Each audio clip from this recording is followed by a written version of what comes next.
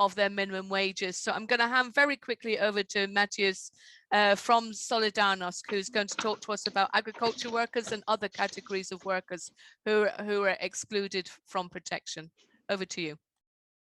Thank you so much, Esther. I hope you can see me and hear me well. Perfect, thank you. First of all, thank you very much for inviting Solidarność to this meeting. I'm very happy on behalf of my organization, I can briefly present the situation in Poland.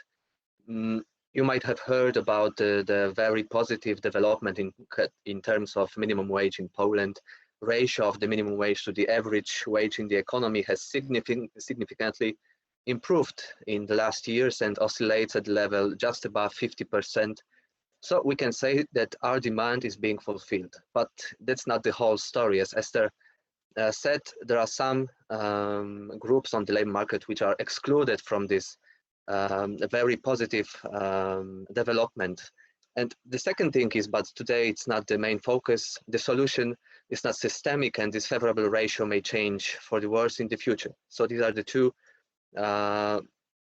maybe not that positive things when we look at the situation regarding the minimum wage in Poland.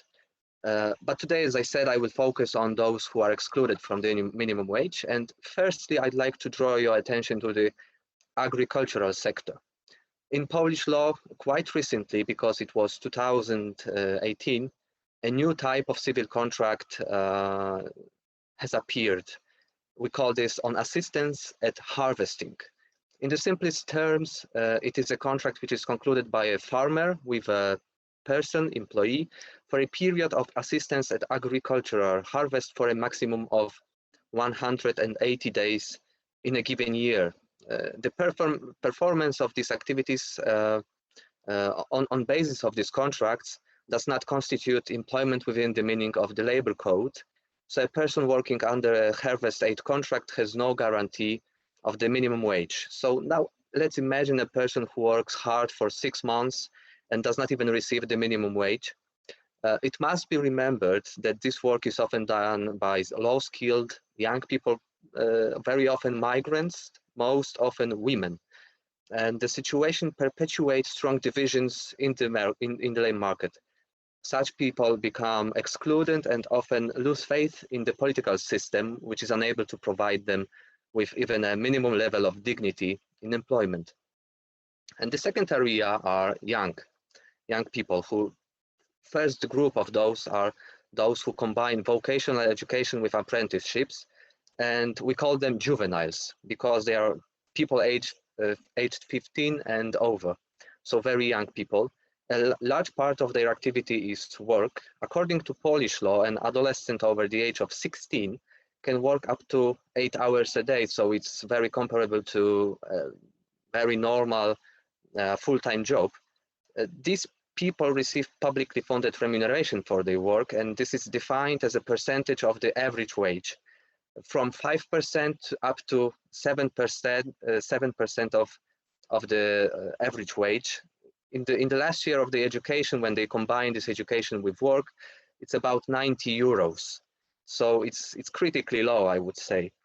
And the second group of the young people who are excluded from the minimum wage are those who take the internship or the apprenticeships, mostly on the open labor market, but not only. First case is the internship on the open labor market, and I observed that we have a quite significant legal gap, as the regulation of this area remains illusory.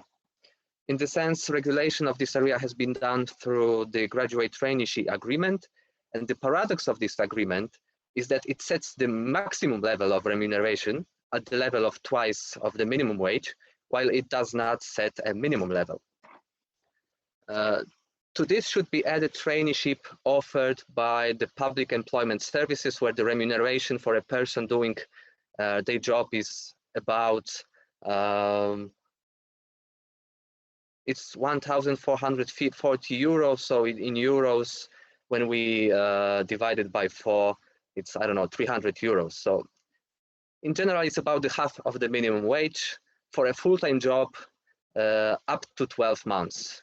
So the question arises as to how we can speak of concern for young people, for democracy, for a bright future for Europe, when we allow young people who are entering the labor market to be provided with this kind of livelihood. And the coronavirus is causing more and more young people problems on the labor market. One can assume that many of these people will use internships and apprenticeships to improve their position on the labor market, for sure. We know this from the previous crisis. And a difficult fate awaits them in Poland. This is money you cannot live on alone. For a young family, this probably means returning to their parents and putting on hold any plans to start their family life. In my opinion, we'll not build a good future this way, even if we call the economic recovery program Next Generation EU. So for sure, this calls for a decisive response, and I think one of the milestones of this response might be the adequate minimum wage directive. Thank you so much. Thank you so much. Now we are at 10 to 4. I'm going to take a 10-minute break now to give the interpreters some chance. So we just need to take it. So it's literally just a 10-minute break. Take the opportunity to have a restroom break or grab a cup of coffee and collect our thoughts, reflect on what we've heard. And I'll see you back here at exactly 4 o'clock Brussels time. So I'll see you back at 4. And we come back with Teresa.